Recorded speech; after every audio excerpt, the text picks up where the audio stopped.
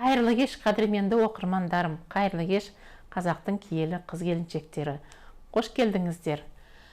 Барлықтарыңыз күні-түні бізге әлеуметтік желіде жазып жатсыздар. Ырзапа, қашан шығасыз? Ырзапа, мастер-класс қашан болады деп. Уақыт тапшылығына байланысты біз расында да біраз уақыт шыға алмадық. Енді оған бір үлкен себеп бар, қыздар. Ол себеп мынау елорданың төрінде керемет бір әдемі орталық ашылды. Республикалық деңгейде бақытты отбасы деген. Енді біз бұл орталықта күні-түні сіздермен офлайн қауышып, күні-түні сіздермен көптеген түйіні шешілмей жатқан мәселелерді көтеріп, оған қосымша көптеген кәсіптерді үйренеміз. Енді бұл орталықтың мен қазір осы орталықтан сіздерге бірінші рет тікелей эфирге шығып отырмын. Енді ашылып жатыр, технический открытие дейді ғой. Соны енді ашып жатырмыз, бірақ біраз жаңағы дәріс сабақтары басталып кетті. Енді бұл орталықты ашуға үлкен қолдау көрсеткен ел ағаларына алғысымды айтқым келеді. Мен сіздерге күн-түн айтам ғой, қыздар, мен жалғыз не бітіремін деп. Жалғыздың жаңағы шаңы шықпайды деп жолда. Сондықтан да ел ағаларына мен алғысымды айтқым келеді. Осы эфирді пайдаланып, ол премьер-министрдің орынбасары Ералы Лұқпанұлы Тоғжанов мырзаға, осы жобаның басында мұрындық болған бос жобаға бүкіл жан-жағынан қолдау жасаған осы азаматқа алғысымызды айтқым келеді. Бүкіл жалғыз өзімнің атынан ғана емес, бүкіл қазақ даласының қыз-келіншектерінің атынан бұйыртса, бұл шеберлік сабақтарын бүкіл әлем көріп отыр. Сондықтан да сізге үлкен алғысымызды айтамыз, Ералы Лұқпанұлы. Әрине, Ерлан Әукенов мырзаға алғысымды айтқым келеді. Қызығы мен шыжығы мол, осындай бір 7-8 айдың ішінде біз осы жобаны бүгін міне ашып отырмыз. Әрине, үлкен алғысты Біріккен ұлттар ұйымының балалар қорына айтқым келеді. Осы жобаға сеніп, осы жобаны жан-жақты зерттеп, осы жобаның елордаға қажеттілігін түсініп, үлкен жаңағы өз тарапынан қолдау көрсетті. Әрине, мына жерде отырған біздің ұжымның басын біргетін осы алаңды бізге беріп отырған елорда әкімі Алтай Сейдірұлы Күлгенов мырзаға алғысымызды айтамыз. Оның сыртында қаншама азаматтар қолдау көрсетіп жатыр. Бірте-бірте мен ақырындап сіздермен таныстырамын ол кісілерді. Сонан кейін ол ұжымдармен біраз біз сұрақтарымызды шешеміз, Алла бұйыртса. Аманат Хоум жобасы бар. Аманат Хоум пайызсыз баспана жобасы бізге үлкен қолдау көрсетті. Осы ғимараттың ішіндегі бүкіл жаңа құрылыс жұмыстарының барлығын сол ұжым атқарды. Енді тағы да қолдау көрсетіп жатқан ұжымдар бар. Оны келесі эфирлерде мен сіздерге айтып, онымен таныстырып отырамын. Әрине, ең үлкен осы жобаның қажеттілігін тудырған, осы жобаның ең үлкен қолдаушылары өздеріңіз, қазақтың киелі қыз-келіншектері. Осы төл дүниемізді төрлетіп, күні-түні осы төл дүниені үйренеміз деп, күні-түні ниет білдіріп, міне ашылғаны жаңа ғана, соның өзінде күні-түні осы жерде қыз-келіншектердің бастары бірігіп жатыр. Сондықтан да ең алдымен алғысты халқымыз, қазақ халқына, қазақ елінің, қазақ даласының қыз-келіншектерін айтамын. Бұйыртса, бұл жерде біз тек қана бұрын мысалы, тек қана менің өзімнің ғана шеберлік сабақтарым болатын. Енді біздің шеберлік сабақтардың ауқымы да, мазмұны да өзгереді. Біраз осы нарыққа байланысты ең қажетті, енді қазіргі заманауи тілмен айтқанда, тренд болып отырған талай мамандықтарды, кәсіпті үйренеміз. Ол кәсіпті үйретуге жаңағы кәсіби дипломы бар талай өңірлерде, тек қана елдің ішінде емес, елдің сыртында, шет елде де өзінің дәрістерін бөлісіп жүрген ұстаздарды шақырамыз. Дәл қазір мысалы бізде түске дейін де, түстен кейін де бухгалтерлік есеп беру сабағы, дәріс сабақтары жүріп жатыр. Салықты қалай төлеу керек, қалай ұтымды кәсіпті ұйымдастыруға болады, қалай уақытты жақсы пайдалануға болады. Осындай көптеген сұрақтардың, көптеген сауалдар күн түні қойылып жатқан, сол сауалдардың жауабын кәсіби мамандар сіздерге үйретеді. Одан кейін, енді әйел адам болғаннан кейін басымызда талай қызығы мен шыжығы, күні түн алма кезек болып жатқан мынау нарықтағы неше түрлі жағдайдың шиеленіскен ортасында біз тіршілік етіп жатырмыз. Сондықтан да осы біздің орталыққа кәсіби психологты шақыруды жөн көрдік. Қазір кәсіби психолог қабылдап жатыр. Ертең бұйыртса өзінің дәрісі болады. Барлықтарыңыздың басыңызды біріктіріп, дәріс сабағы басталады. Қазір жеке қабылдауларын жүргізіп жатыр. Бір айта кететін жағдай, қыздар, біздің сол келіп отырған психологтың 1,5 сағаттық қабылдауы құны нарықта 21 000 теңге. Ол кісі басқа өзінің жеке меншігінде қабылдағанда 21 000 теңгеге қабылдап жатыр. Ал біздің орталықта ақысыз. Сондықтан сіздер жаңағы өте бір қиналып жүрген сұрақтарыңыз болса, шешімін таба алмай тығырықта жүрген жағдай болса, міндетті түрде біздің психологтарға келулеріңізге болады. Тек қана елорданың қыз-келіншектері емес, елордаға келіп жатқан бүкіл қазақ даласының қыз-келіншектері осы орталыққа алдын ала жазылып келсеңіздер болады. Сонан кейін бұл орталықта әрине біз әйел затына байланысты, әйел адамға ыңғайлы, әсіресе мынау шаңырағының басында отырған көп балалы аналарымыз бар, жұмыссыз аналарымыз бар, бүлдіршін қыздарымыз бар. Осы бүкіл әйел қауымына арналған бізде шеберлік сабақтары басталып кетті. Оны менің ең үздік шәкірттерімнің бірі, менің көмекшім Майра Махмұтхан қызы жүргізіп жатыр. Бұйыртса, бұл шеберлік сабақтардың ауқымы да көбейеді, мазмұны да тереңдейді. Менің өзімнің шеберлік сабақтарым алдыңғы уақытта болады. Күнделікті менімен кездесем деген маған қоятын сауалдары бар. Менімен жеке кездесем деген қыз-келіншектерге біздің есігіміз ашық. Енді бұйыртса, бұл жобаның ресми ашылуы әлі алда.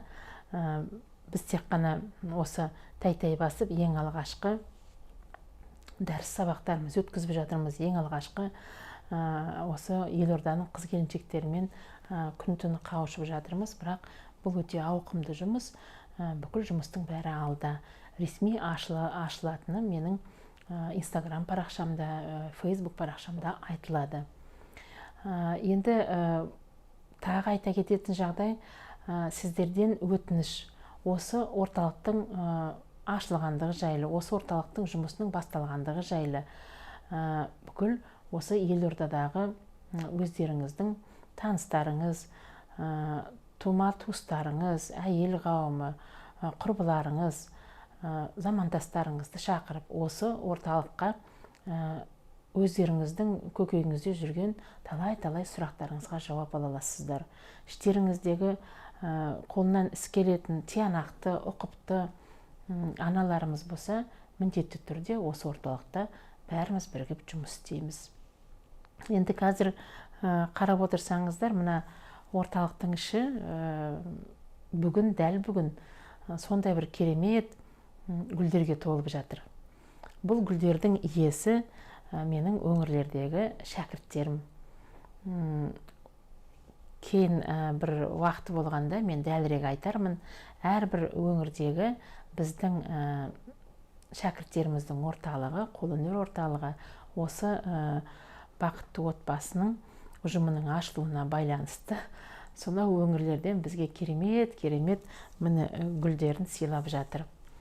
Бұйыртса, бұл жерде көрме сатылым алаңы болады. Тұрақты көрме сатылым алаңы, ол біздің өз шаңырағының басында отырып, қолынан бал тамған, өнер тамған қыз-келіншектердің төл туындыларын осы көрме сатылым алаңында халықпен қауыштырамыз деген жоспардамыз. Қазір бұйыртса ол көрме сатылым алаңы аяқталады. Ол жерді бәріміз безендіреміз. Бұйыртса сіздерге де тікелей эфирде үстіп YouTube арнасынан шығып отырамыз, Instagram парақшасынан шығып отырамыз. Сондықтан да қазіргі ең алғашқы қадамы өте бір ұқыпты, тиімді басталды. Қаншама қыз-келіншектер келіп жатыр, жеке чаттар құрылды. Осы орталыққа байланысты чат құрылды қыздар. Ол чатқа қосылу үшін не істеу керек? Ең алдымен менің Instagram парақшамда шығарылған постты міндетті түрде репост жасаңыздар өздеріңіздің әлеуметтік желіде. Ол не үшін? Осы жақсы хабарды, осы орталықтың ашылғандығы жайлы ақпаратты өзіңіздің оқырмандарыңызға жеткізу. Міндетті түрде. Себебі бұл орталықты күтіп отырған қыз-келіншектер қаншама. Күні-түні маған жазып жаттыңыздар. Апа, қайда келсек болады? Апа, сіздің қолыңыздан үйренгіміз келеді деп. Сондықтан да мені бірден бір қойылатын шарт, айналайындар, репост жасаңыздар. Жаңа айтып кеттім ғой, бүкіл қыз-келіншектерге жеткізіңіздер осы ақпаратты. Одан кейін міндетті түрде осы ақпараттың астына, тіпті осы YouTube-қа қазір шығарамыз біз осыны. Осы видеоның астына сіз осы орталықта қандай кәсіпті үйренгіңіз келеді, қандай сұрақтар сіздерді мазалап жүр. Осы орталықта қандай ел азаматтарымен кездескіңіз келеді, қандай апаларымызбен, аналарымызбен жаңағы осы халықтың ортасында өзін мойындатқан еңбегімен, адал еңбегімен, өмірлік ұстанымымен үлгі болатын қандай азамат пен азаматшаларды көргілеріңіз келеді. Сол кісілермен кездесу ұйымдастырайық. Соңында жазып отырыңыздар. Одан кейін бұл жердегі сіздердің ұсыныстарыңыз қандай тағы да осы орталыққа байланысты, қандай кәсіп түрін үйренгіңіз келеді. Содан кейін осы орталықта бәлкім сіздің өзіңіздің қосатын үлесіңіз бар шығар, бәлкім сіздің қолыңызда бір керемет өнер бар шығар. Сол өнерді осы қыз-келіншектермен бөлсем, апа, мен сол жерде сабақ бергім келеді деген әйел қауымына есігіміз ашық, қош келдіңіздер. Енді оның сыртында әлі талай ақпарат беріп жатамыз. Күні-түні осы жерде ашылған біздің осы үлкен бақыт отбасы жобасының ішінде әртүрлі дәріс сабақтары жайлы қыздар ақпарат күні-түні беріледі. Сондықтан біздің Instagram парақшасына алыстамаңыздар, қадағалап отырыңыздар. Мына YouTube арнасына да кіріп, күнделікті барынша сіздерге ақпарат беруге тырысамыз. Әбден толығымен ашылсын, сол кезде енді нағыз елорданың бір әйел қауымының жаңағы шүйіркелесіп, бір-бірімен араласып, етене бір-біріне жаңағы бірігіп, етене араласып, осы жерде үлкен бір шығармашылық үйім болатынына мен кәміл сенемін. Бүгінгі осы YouTube арнасына шығып, бүгінгі біздің арнамызға шығып, сіздермен бөлісетін ақпаратым осы. Осы видеоның астына өздеріңіздің ниеттеріңізді, тілектеріңізді жаза беріңіздер. Что там?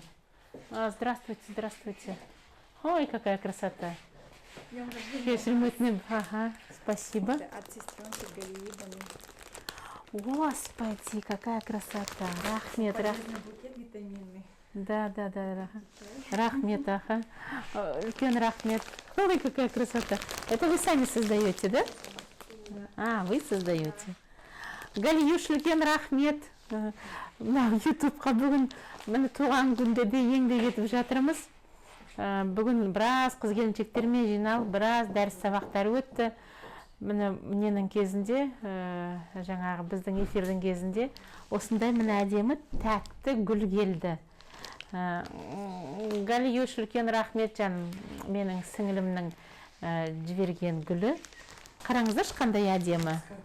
Мына жерде финик бар, инжир, білмеймін енді, бүкіл шығыс тәтті дәмдердің барлығы мына жерде. Ту, қандай әдемі. Мына сіздің еңбегіңіз ғой, иә? Еңбегім. Жақсы, рахмет. Букеттер жасаймын. Рахмет. мына жерге жарнаманың орны келіп тұрған сияқты. Аты жөніңіз кім? Меруерт. Меруерт, аха. Осы Елордадасыз ғой, иә? Осында қаласында 3 баланың анасымын, қазір декрет. Ой, міне тамаша. Осындай бұйымдар жасаймын, брошкалар және осындай букеттер, флористика дейді ғой, фуд-флористика, осындай мәні. Фуд-флористика, да? 3 баланың анасы. Қыздар қараңыздаршы. Ойламаңыздар, мынау эфирге дайындалып қойған дүние деп. Міне лайф қой бұл каналда. Сондықтан қараңызшы, міне 3 баланың анасы үйде отырып осыны жасап жатырсыз, иә? Сұрауға бола ма, бұл гүлдің бағасы қанша? Бұл гүл 12 мыңнан басталады. Аха, мынау дәл қазір қанша болады соны? 13 мың. 13 мың. Міне қараңызшы, апа деген гүл бағасы 13 мың. Біздің бақытты, мынау келген орталықтың аты бақытты отбасы. Көп балалы аналар, үйде отырған аналардың басын біріктіретін бір киелі орын болады, Алла берсе. Бүгін ақырындап ашылып жатыр. Айына қанша қаражат табасыз? Мен бастағаныма сентябрь айынан бастадым. Аха, қыркүйектен, аха. Қыркүйек айынан бастадым. Ең бірінші тапқан табысым ол мұғалімдер күніне болды. 100 мың теңге таптым. Үйде отырып. Қыздар, міне тағы бір дәріс сабағы дайын тұр мініп сіздерге. Рахмет, үлкен рахмет. Рахмет. Осындай көңіл бөліп, мені жаңағы съемкаңызға бір угологына естеген. Жоқ, сіз енді жаңа хабарласты, ойладым, ол кім екен деп. Осы видео шығады, сол видеоның астына өзіңіздің ақпаратыңызды жазыңыз. Не істейсіз, Инстаграм парақшаңызды, телефоныңызды жазыңыз. Егер де осы өнерді қыздарға үйретем десеңіз, қош келдіңіз. Рахмет. Үйретіңіз. Бірақ біз бәрін ақысыз үйретеміз. Жақсы. Келесіз бе? Жақсы үйретейін. Ей, жаным, рахмет. Міне. Аналардың тапқан табысына қуанышты боламын. Рахмет, жаным, рахмет. Атыңыз кім? Меруерт. Меруерт. Меруерт, үлкен рахмет. Қош келдіңіз. Майра ханымның телефонын жазып алыңыз. Ашылған кезде келіп осыны үйретіңіз. Мынау енді үйренетін дүние екен, қыздар, иә, қараңызшы. Қандай әдемі. Аха, рахмет, жаным, рахмет. Қыздар, осымен бүгінгі эфирімізді аяқтайық. Міне туған күнімізде де тыныштығы жоқ. Күні түні еңбек. Сондықтан сіздерге де тілеймін. Құдай күні түні осы еңбек етіп, үстіп сіздерде тікелей эфирге шығып, сізде арттарыңыздан шәкірт ертіңіздер. Үстіп эфирдің үстінде осындай әдемі жаңа гүл шоқтары келіп, сізді еңбегіңізді бағалап жатсын. Тілектеспін. Осымен бүгінгі эфиріміз аяқталды. Қыздар, мына Меруерт келіншекті мен шақырамын. Міндетті түрде шақырамын осы. Жаңа қандай деді? Тәтті флористика деді ме? Фуд флористика. Осы кәсіпті үйренеміз, қыздар. Расында да өте бір әдемі дүние екен. Енді бүгінгі осы өздеріңіздің ұсыныстарыңызды, бүгінгі осы шығарылымға байланысты, осы бақытты отбасына байланысты пікірлеріңізбен бөлісіңіздер, ниеттеріңізді білдіріңіздер, үлпілдеріңізді қойыңыздар. Мен ұмытып қаппын мына YouTube эфирге шыққанда артында не деп айту керек екен.